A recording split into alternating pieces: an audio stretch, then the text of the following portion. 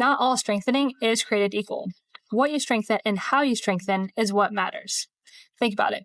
If you're a distance runner, you're not going to cross-train like a sprinter. And if you play tennis or pickleball, you're not going to train like a runner. So tennis or pickleball, you need those quick lateral bursts, not that straight line movement for a long period of time. So you want to match your training to what your function might be. 22 years ago, when I started out as a runner, I didn't understand this. I would hit the gym, I would sit on machines, and I would isolate a bunch of different muscles. But then because of that, I paid the price with consistent aches and strains. Now I'm in my 40s, I still run consistently, and I don't pay that price anymore. What changed? I have intention behind how I strengthen, and that's what we're going to be covering in this video today. Hi, I'm Dr. Jess. I'm a physical therapist, and for the past 20 years, I've been focused on longevity and really getting the most out of our bodies. I've lived a life of a healthy lifestyle and made all sorts of mistakes, and I've paid the price. So what I've been doing through knowledge and working with patients and just progressing my career is learning how to not only live a healthy lifestyle, but actually be able to benefit from everything that you're doing through training and exercise, what you eat, how you move your body. All of it matters, and it's the balance. So today, what we're going to be covering is the intention behind strength training. That's different than just doing something to check the box. Trying to find the intention and matching purpose and function with the training that you're doing. By the end of this video, you'll really have a good understanding of how to improve function between doing sets and reps and getting the most out of it. If you're new to this channel, we are currently in a 30-day challenge. This is week 2 into this 30-day challenge of really trying to understand how you can add good longevity to your life, which means quality and quantity of years. So the focus is going to be to continue what we were doing on week 1, which was mobility and breath work. Make sure to watch that video if you didn't, because you want to be doing mobility and breath work 5 days a week. Now we're going to add functional strengthening. This is going to be something that you're going to want to do 2 to 3 days a week. And this is going to really teach your body how to not only move faster if you're running or walking, you'll be able to bend and lift things with improved confidence and improved force output. And overall, you'll just be able to navigate life. Like if you're traveling and you want to go up or down stairs, navigate uneven surfaces. If you want to get down onto the floor and play with kids and get back up again, any of these functions in life, you will be able to do these with improved form, power output, and confidence just with completing weekly strengthening 2 to 3 days a week and being able to follow along with the routine that I give you. Now, everything that's going to be covered today is going to be body weight support strengthening, so you don't need any equipment. The one thing that you will need is some sort of a surface like a chair or, an elevated surface like a bench for one exercise. The rest of it, you don't need equipment.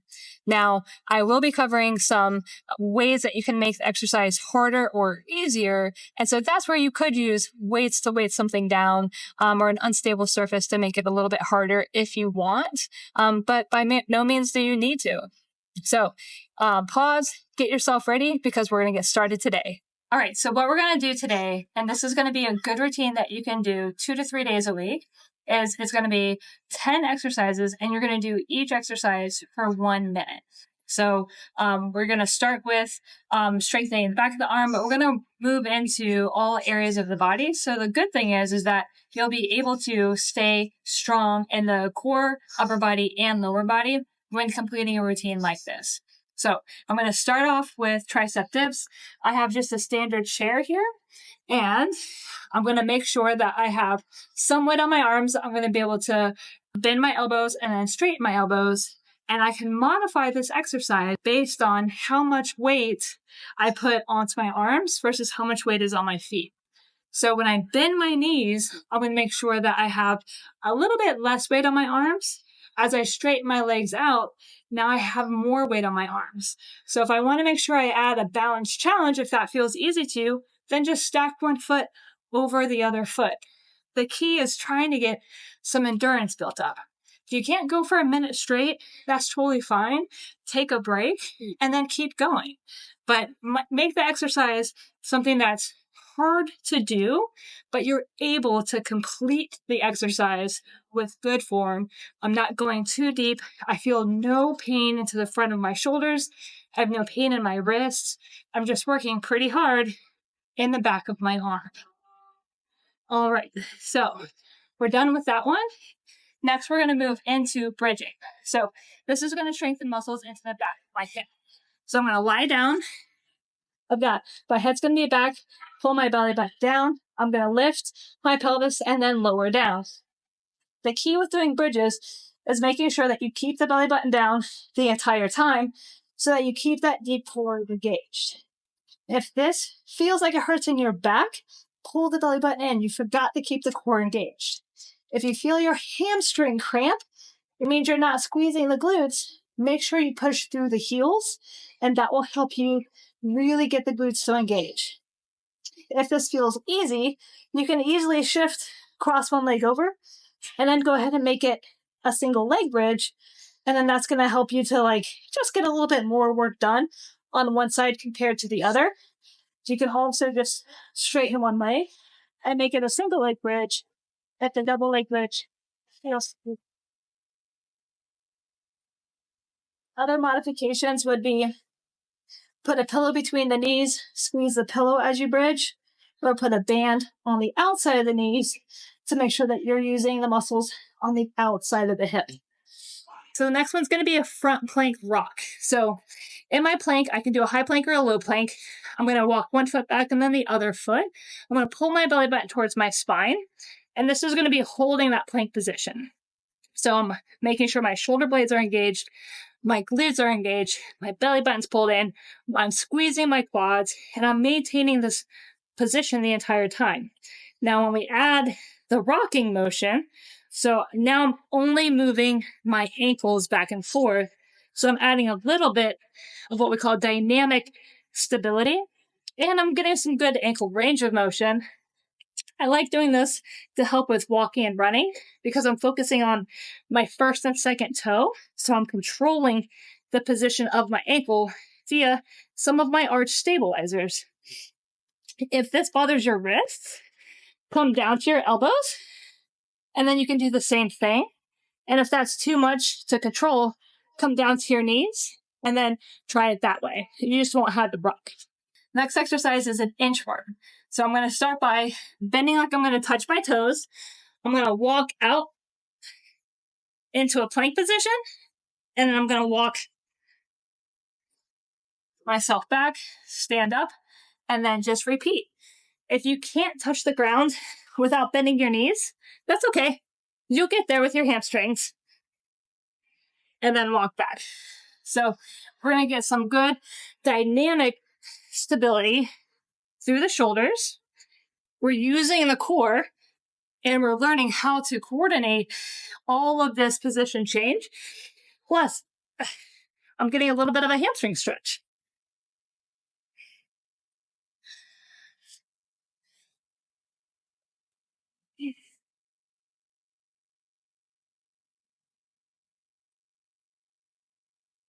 One more.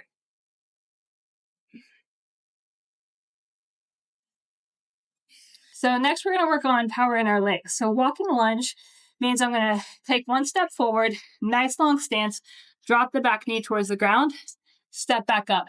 And I'll take a step forward, drop the back knee, and stand back up. So you can do this and keep walking. For demonstration purposes, what I'm going to do is I'm going to drop down, come back, drop down, come back. It doesn't matter if your knee touches the ground.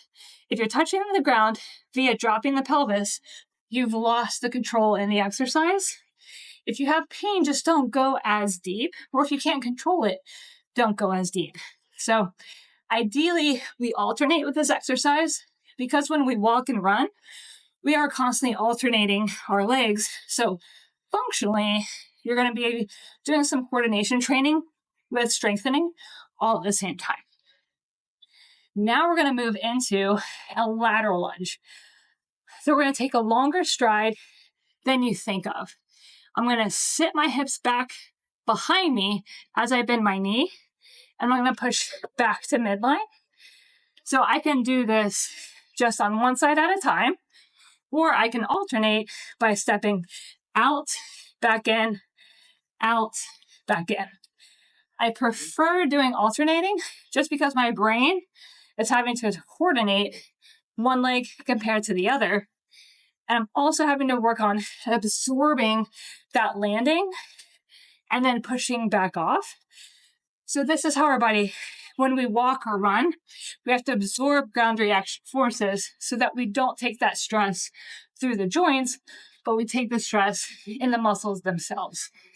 So one leg is staying straight while one knee bends. I'm making sure that my knee isn't diving in. I'm keeping my knee over my second and third toe. And I've got, again, no pain. In our side plank reach throughs, which is the next exercise, elbows under my shoulder, I'm going to lift by squeezing through my glute, using my core. Arms are going to come overhead. To make this dynamic, what I'm going to do is I'm going to bring my arm underneath, reach. I'm going to pull back forward. So as I do this, I'm using all of the muscles in my shoulder, my hips, and my core to control the position I'm in, plus control the movement that I'm doing. If this feels like it's too hard, what you're going to do is you're going to bend your knees, and then you're going to do a modified side plank. So we'll switch to the other side. I'm going to lift up. This time I'm going to show modified. So I'm going to still squeeze my glute. That's probably one of the number one things that I see people do incorrectly when they do side planks is they keep the hips bent, but I want to squeeze the glutes as I do the exercise so I get the most out of it. Why take a big muscle group out if you don't have to? This is the muscle group that helps to control our position of the pelvis when we walk and when we run. Next up are wall slides. I obviously don't have a wall behind me, but I've got some plants, so it'll do. So I'm going to squeeze my shoulder blades. My pinkies are going to be touching the surface. My elbows are touching the surface. I'm not going to push my belly button out. I'm going to pull my belly button in.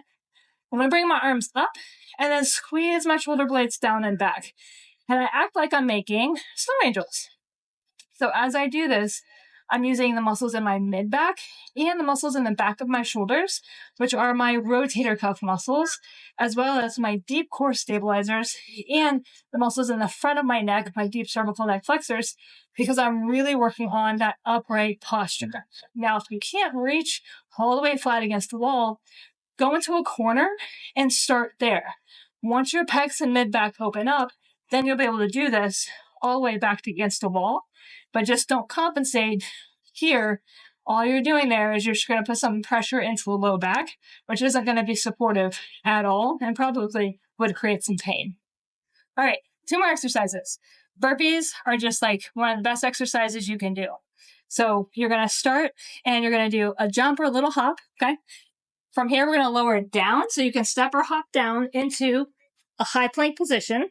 Then you're going to lower, push back up, and then hop up, reach or jump, and then just repeat.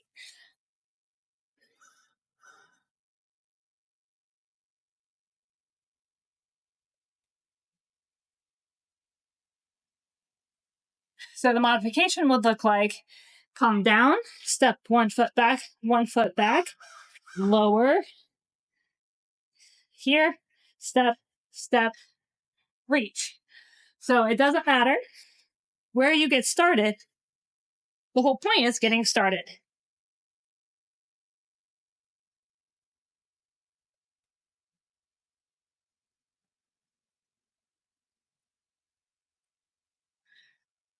Last but not least, we've got the muscles on the back of the leg, your calf.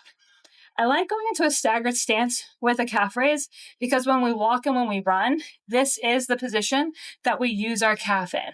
So I've got 1 foot up and then I'm pretty much just lifting my heel off the ground and then lowering it back down. I'm keeping my knees straight and I'm focusing on making sure that I've got the weight transferred over my first and second toe. So now my arch stabilizers are having to do work. If this is too hard or balance is a concern, put your foot on something lower and have something to hold on to.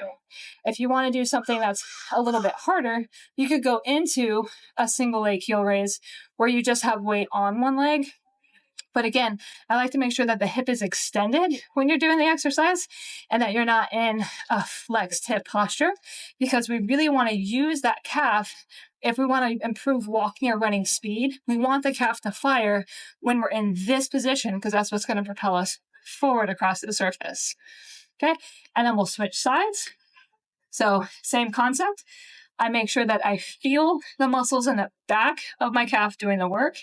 I've got my first and second toe really thinking about using those to help stabilize against the ground. I can feel my arch doing work as I raise and as I lower. I'm in control the entire time. I'm not doing a major like hardcore burst and explosive movement. I'm really making sure that I've got smooth motion on the way up and the way down, which means I'm going to concentrically use the calf, then eccentrically use the calf to lower my body weight back down. Both of these muscle contractions are very functional to what we call the gait cycle, which is going to be how we want to make sure that we're training with specificity to helping improve walking or running. So you can see that this very functional 10-minute routine can be completed 2 to 3 days a week, and you can do it anywhere. You can do it in the office, you can do it at home, you can do it in a gym, you can do it while you're traveling. If you really want to push yourself to do a couple of rounds to make it 20 to 30 minutes, that's great. But if you just have time for 10 and you want to just pump something out that you can do anywhere, do 1 round for 10 minutes. That's better than nothing. You do want to try and get, as a goal, is to really try and get about 30 minutes of functional strengthening in around 2 to 3 days a week, as long as it's whole body. And then you'll really make sure that you're getting what you need to keep the muscle mass strong, keep your body coordinated, and keep your joints nice and protected, because you've got the core and all of the stabilizers around the shoulders, hips, knees, and ankles activated when you're doing this type of strengthening. So if you really want to stay involved, make sure to check the episode description. We've got a free PDF that you can get that has all of these weeks printed out so that you can stay accountable with really being able to incorporate this into just typical lifestyle everyday movements. And that way we can actually help you get onto that longevity path. Make sure to subscribe, because we are releasing just the functional workout video separately so that you don't have to play all at the beginning. It starts just with exercise 1. So that's for subscribers. And stay tuned for next week, because we're going to go into week 3 of our 30-day longevity challenge.